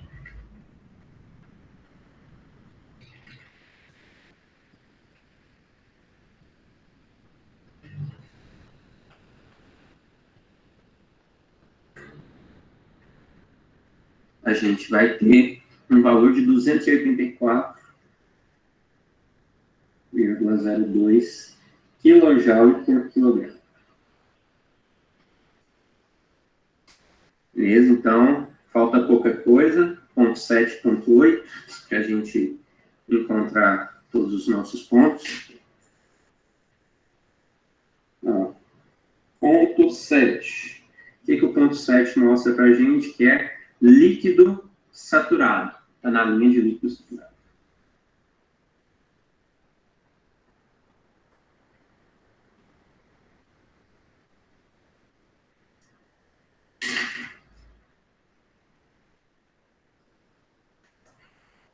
Ok, temos esse ponto. Nós sabemos qual que é a pressão, 1,2 megapascal, então por isso, nosso H7 é o H de líquido, tá? 1,2 MPa. E se a gente olhar na tabela, dá 117,77.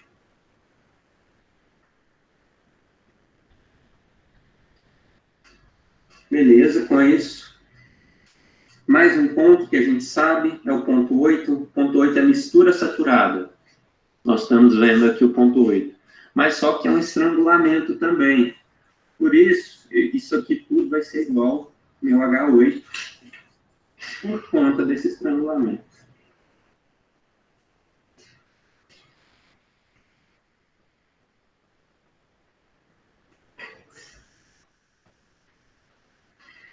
Definimos todos os pontos, agora a gente consegue fazer o balanço de energia.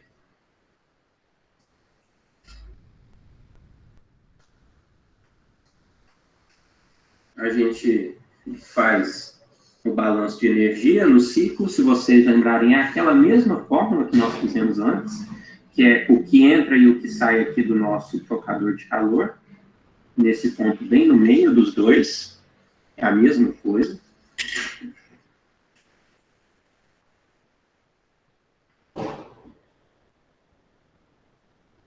O balanço no trocador de calor vai nos dar MA, H5 menos H8 é igual MB H2 menos H3.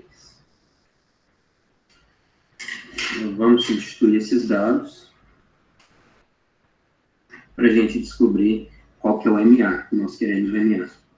Vai ser MA vezes o H5, que é 255,55, menos o H8, que é 117,77, é igual a massa do ciclo B, que, deixa eu ver aqui, era 0,15 pelo exercício, ou não era 0,15, exatamente. O H2, nós temos que é 268,01, e o H3 vai ser 73,33. Ok? Então, vamos isolar o que a gente quer, que é a massa do ciclo superior. MA vai dar, fazendo as contas aqui,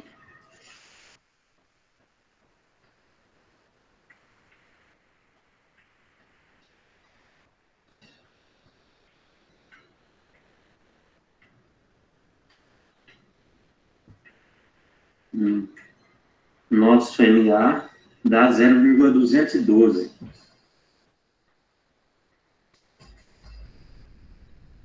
Quilogramas por segundo, que é o fluxo de massa, ou a vazão.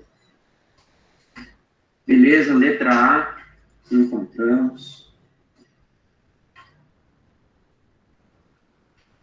Aqui. Letra B, a gente quer saber a quantidade de calor removido. Então, queremos o Q frio. Já vimos isso. Nosso Q frio vai ser igual a massa B, MB, H1 menos H4.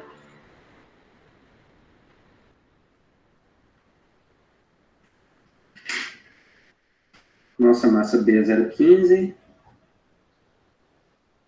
O H1 nós conseguimos lá em cima, que é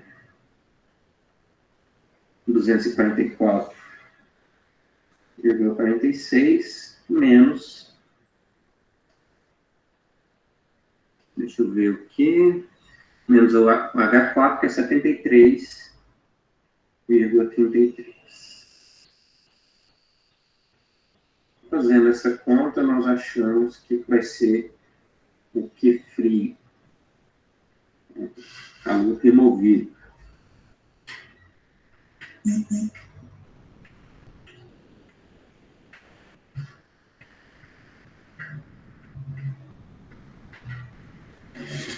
Temos aqui um valor de 25,67 kW. Letra B.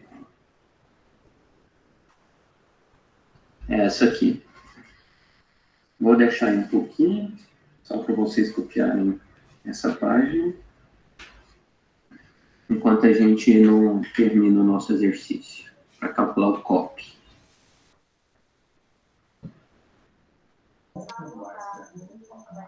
Espera aí, só terminar de copiar aqui, Vinícius.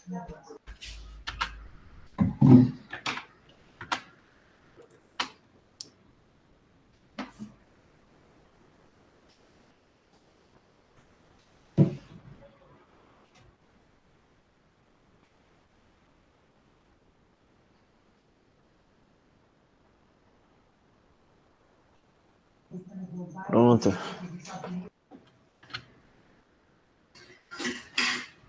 Ok, vamos lá. Agora eu preciso calcular o meu COP. Para calcular o COP, eu preciso saber o trabalho que entra. Letra C, COP.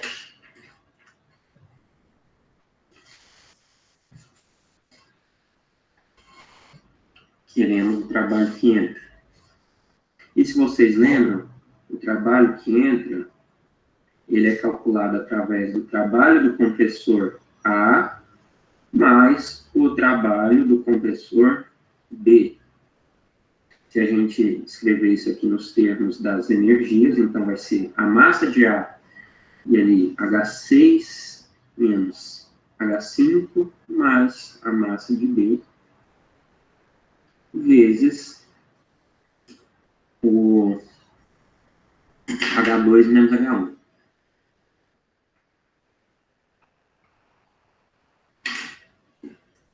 Então, calculando esse trabalho,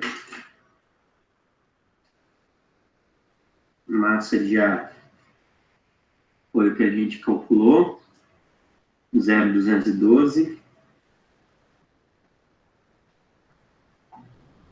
H6 menos H5, deixa eu confirmar os valores.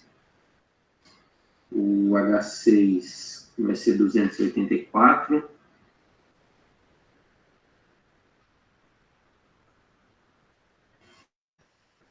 (284,02) menos o nosso H5, que é 255,55, mais a nossa massa de B. Essa a gente tinha 0,15, H2 menos H1. Que no caso vai ser, deixa eu ver aqui, 268,01 menos 244,46.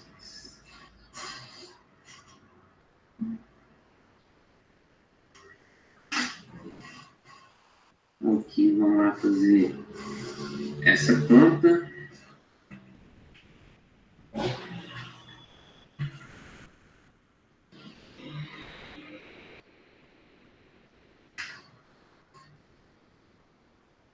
Sim, vai dar aqui 6,03 menos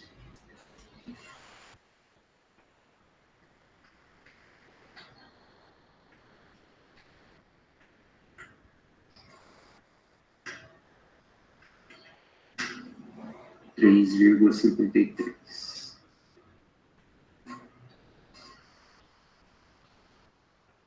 Então, 6,03 menos 3,53 dá 2,5 quilowatts.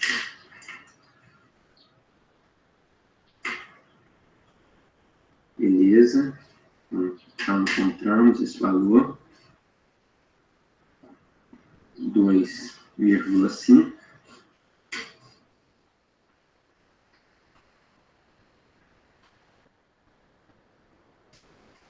Agora a gente vai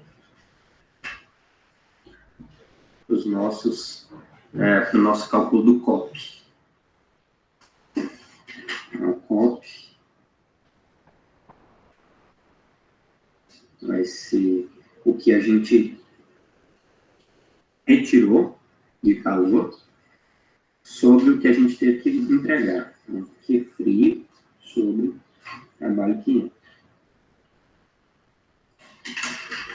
Nosso Q frio, se vocês lembram bem, era 25,67.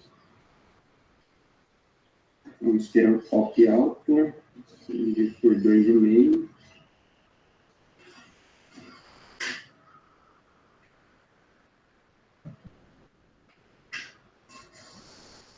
(10,26). Isso aqui é um exemplo bem eficiente.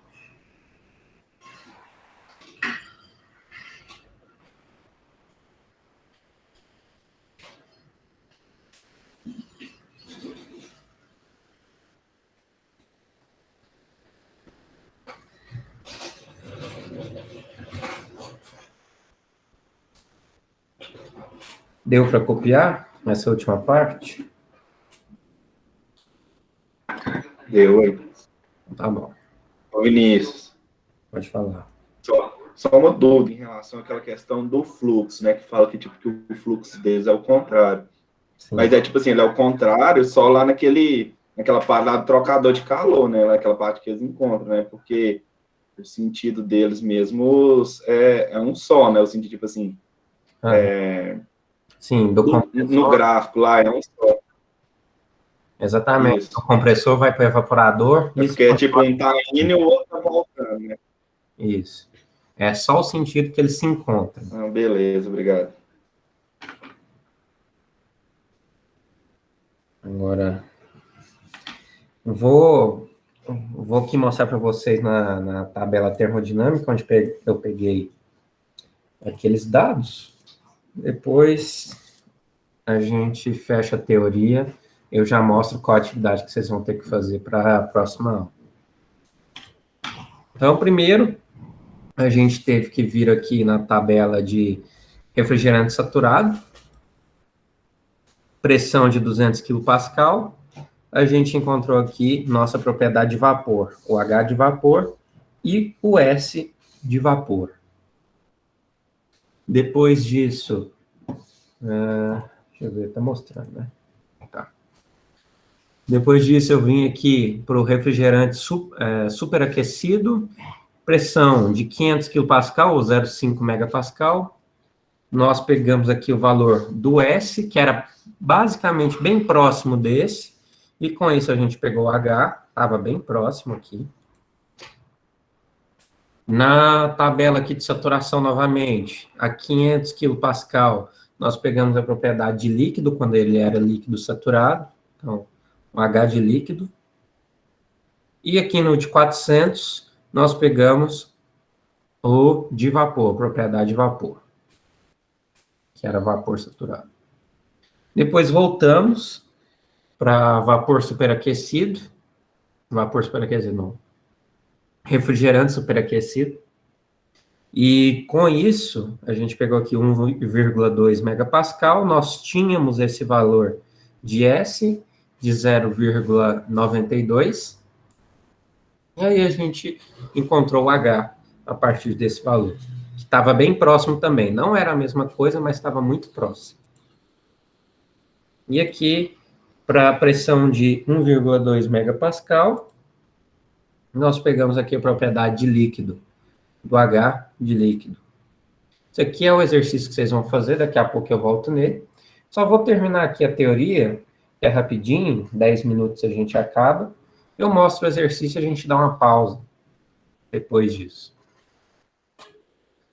Quando a gente trabalha lá com o sistema em cascata, vocês viram lá que o nosso evaporador e o nosso condensador, eles podem trabalhar juntos, trocando calor.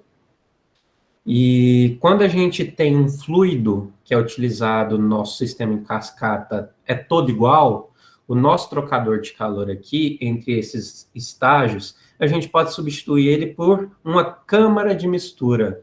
Sendo que a gente está trabalhando com o mesmo fluido refrigerante ali dentro, não faz sentido a gente ter um trocador de calor. Para isso, a gente utiliza um misturador. Esse misturador, o próprio nome já diz, os dois, o líquido do ciclo de cima e o do ciclo de baixo, vão ficar em contato e, com isso, vão trocar calor mais efetivamente. Então, vai ter uma câmara de mistura, que é chamada de separador de líquido, que tem as melhores transferências de calor possível, porque os dois líquidos estão em contato, então a melhor transferência está acontecendo dessa forma. Eu vou chamar esses sistemas aqui um sistema de refrigeração de compressão em múltiplos estágios. É bem parecido com aquele em cascata. A única coisa é que o nosso fluido está conectado, eles passam juntos aqui nesse mesmo ponto. Então, o que a gente vai ter? O nosso diagrama TS vai mostrar para a gente que onde que está acontecendo essa troca de calor, as pressões são iguais, porque a gente está exatamente misturando os dois fluidos, que são o mesmo, só que um vai estar mais quente, outro vai estar mais frio. Então, vemos aqui, ó, de 1 para 2 é um compressor, de 2 para 3 nós passamos aqui, iniciamos nossa troca de calor, de 3 depois a gente vai aqui para 6, aqui 7, 6 e 7, onde que a gente está tendo a troca de calor. Então, é um ciclo interligado. Nós sabemos aqui, depois do compressor, ele vai para o condensador, ele para a válvula de expansão, só que nesse meio termo nós temos esse enrolo todo, esse enrosco todo, que é responsável por trocar o calor entre o fluido que está mais quente e o fluido que está mais frio. Isso tudo para a gente conseguir a melhor eficiência possível aqui no nosso espaço refrigerado. Nesse nosso sistema, o refrigerante líquido, ele vai se expandir na primeira válvula. Então, nós temos uma primeira válvula, ele vai se expandir ali, até uma pressão do separador de líquido,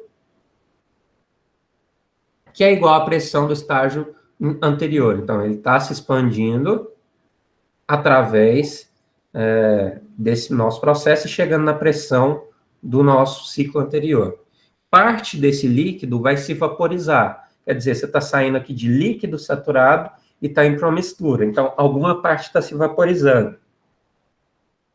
O vapor saturado, aqui desse estado 3, ele vai ser misturado com o vapor superaquecido do compressor.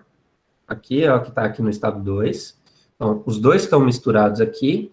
E a mistura vai gerar esse ponto 9. Esse ponto 9, temos um superaquecimento.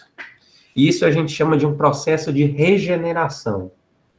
A gente vai dar uma olhadinha também. A gente viu isso lá no ciclo Rankine regenerativo. Esse líquido saturado aqui do nosso ponto 7, olha, está aqui na linha de líquido saturado, ele vai se expandir na nossa válvula de expansão, na segunda delas, que a gente está analisando, e vai retirar calor do nosso espaço refrigerado depois disso, de 8 para 1. É aqui que a gente está retirando calor.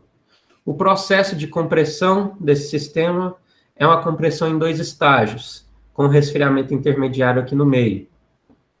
E o trabalho do nosso compressor vai diminuir por causa disso. A gente tem essa redução dessa área aqui, ó. Então, essa é a redução do trabalho do compressor.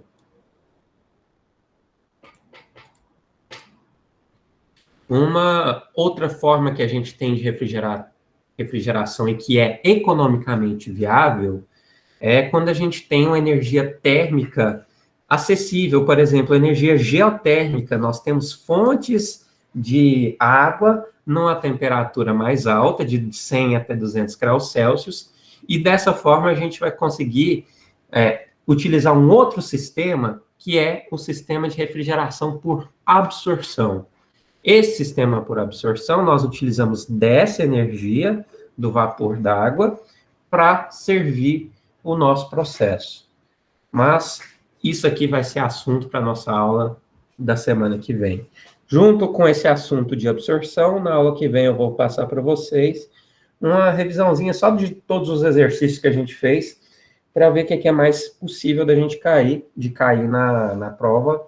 E talvez eu passe uma listinha de exercícios também, se for para ajudar. Aqui agora eu vou voltar no exemplo que é para vocês fazerem, vai ter atividade lá, que é exatamente a mesma coisa que a gente fez no exemplo 2, só que com alguns valores um pouquinho diferentes. Então, vocês vão conseguir pegar aí todos os procedimentos. Eu quero simplesmente verificar se vocês conseguem olhar nas tabelas os valores corretos, para que vocês apliquem os conhecimentos nessa nossa matéria aqui de um sistema em cascata. É a mesma coisa, mudei só os valores.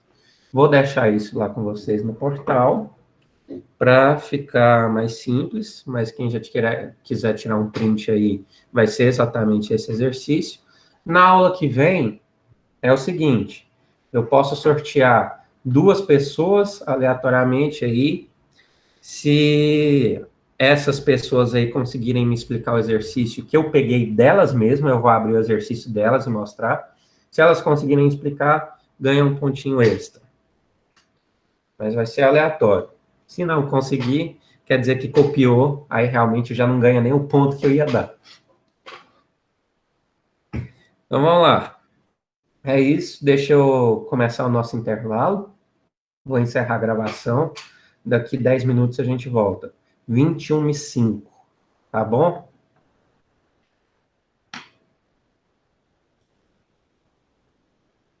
Deixa eu ver. Beleza. Até mais.